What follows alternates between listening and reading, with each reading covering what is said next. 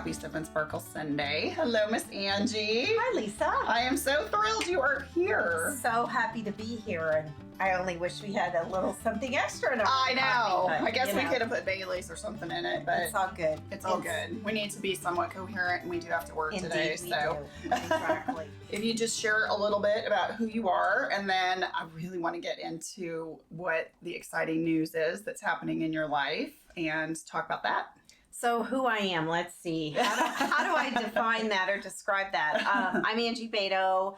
I have been in McKinney since 1991 with a short 3-year stint in Oregon, Portland, Oregon, but we came back. And I've been a community advocate and volunteer for all these years. I also had my own business for 10 years, local news, hyper-local news online, Town Square Buzz, and what else? Most proud of my stint as a mom, I guess. Yeah. I have 3 kids, all of whom are adults at this point, and they all have moved back to McKinney. So nice. Yeah, you have a great family. Really Lucky great to have family. them here. Oh, I'm really excited to share that I am running for Texas House of Representatives, Democratic Party. But we have kicked off our campaign a couple of weeks ago, and so we're really in the throes of campaigning, kind of taking a little bit slower right now during the holidays because everybody's busy, and the election will be in 2020, November 2020, so that seems a long way off, but not when you're campaigning. No, you got to start early. We're doing what we can now, but then we'll get back to it after the holidays. Why do you want to run? It's a big, it's a big deal. Everyone asks that question, of course. And I think, interestingly enough, over the months when people were talking to me about running, I started doing a little bit of research, and I began to talk to folks across the community, and I realized when I would ask them, what do you care about most? What's important to you? What they would inevitably say is, I am sick to death, sick and tired of the divisive politics. I'm tired of our legislators not getting anything done. All we do is fight or bicker and just try to figure out it. We're just polarized. So it's like total polarization means paralyzation. And so I feel the same way, honestly, because I have a lot of friends who are in both parties, on both sides of the aisle, so to speak. And so after giving it a lot of thought, I thought, okay, this is a chance. Maybe I can change that because I want to be or have the opportunity to collaborate and to build consensus and to actually get back to work, because there's so much important work that needs to be done here in Texas. For a lot of people, life is good, or I call it good enough, but there's so much that needs to be addressed, because if we're not paying attention now, what is good is not going to be so good. Right. We have gone down in education in a lot of areas, and we're dead last, number 51 in healthcare coverage, insurance coverage. So I think that's a challenge. And so if we're not careful, we will end up not being good, but we also have right now the opportunity to go to great. What are your main primary buttons? What do you hope to accomplish? Well, there's so much. I know, that's kind of a loaded question. It is, and there's so much. I know whenever we talk about this with my campaign team, we're always like, oh my gosh, there's so much.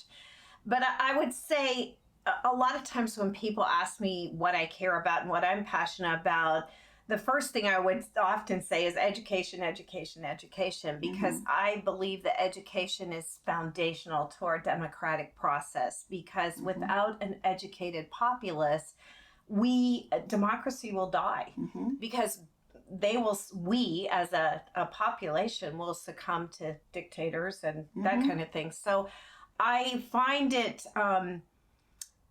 that is my passion. That being said, I know we have a lot of challenges with the testing and a lot of challenges in education. Our teachers aren't probably compensated as they could be for to be professional.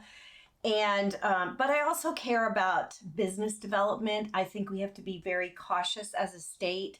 Some of the regulations and legislation that has come across the House floor in our state has been very anti-business. And we've spent a lot of time looking at bathroom bills and that kind of thing under the guise of religious freedom, which can really hurt our opportunities to attract business. And, it's a balance, because we want to have an environment that is business friendly, even though we may choose not to go after huge major corporations, but we still want a business friendly environment for our small business and any other business that we want to attract, to help offset the property tax burden that our citizens often face. I have been working in the nonprofit world for a number of years, and I honestly, it's devastating to see the heartbreak that families have to suffer as a result of not being able to afford medical coverage. Literally, we're being forced to choose often between life and death. Sometimes they have to say, I can't afford medication. So luckily, we have a caring community and some robust agencies which can step up and fill that gap to some degree. But I think there's more that we can do. So absolutely, and I'm the list is long. We need to look at transportation and a lot of other things in our community to be better. So what would be your first point of attack, I guess? Because all three of those are huge issues. Well, I think our state legislators have been attacking education. We did get some funding last time. However, we're not sure, that is a stopgap measure. And so after the next legislative session in 2020, I'm not sure where we'll go, right? And so I think we need to address funding and other options for funding for revenue. And we also need to look at giving back local control for, huge, that's a huge issue. So I think in my mind, those are probably two of the things out of the gate that I would hope that we can move the ball forward a little bit on. And I know I'm only one person and I won't be able to affect change just by myself. But you know what? If we can start the conversation, begin the dialogue, and really focus on getting the job done, I believe that we can build consensus. There are we all have so much in common. We care about our families. We care about our country. We care about our state. We care about our community. And we all do. It's just the interesting thing of sometimes we all think we need to get to we need to get to the end result, but the way we get there is different. So if we have conversation about that, I think we can figure out some ways that we can make that happen. Oh, absolutely. I agree that it's all about conversation and just learning. I mean, ultimately, as you said, I think we all want the same thing. We might have different viewpoints and bring different experiences, but that's a plus. It is because we can really benefit from each other by those past experiences. I think to comment on that, my friends who may have different viewpoints on political processes, for example, if I am able to take some of what they bring to the table, plus some of what my friends and I bring to the table, I think we can be better. Because, absolutely. The old adage, iron sharpens iron. So why not? We have to get people to vote. So that is so true. We talk about that frequently. And what I would encourage, I think when I'm talking to citizens, often they feel like their vote doesn't matter, but I'm here to tell you that every vote matters. And I also want to share that this race is very winnable. People think that it's not, so they often don't go out and vote, or, they think, one vote isn't going to matter, but one vote really matters. And you know what?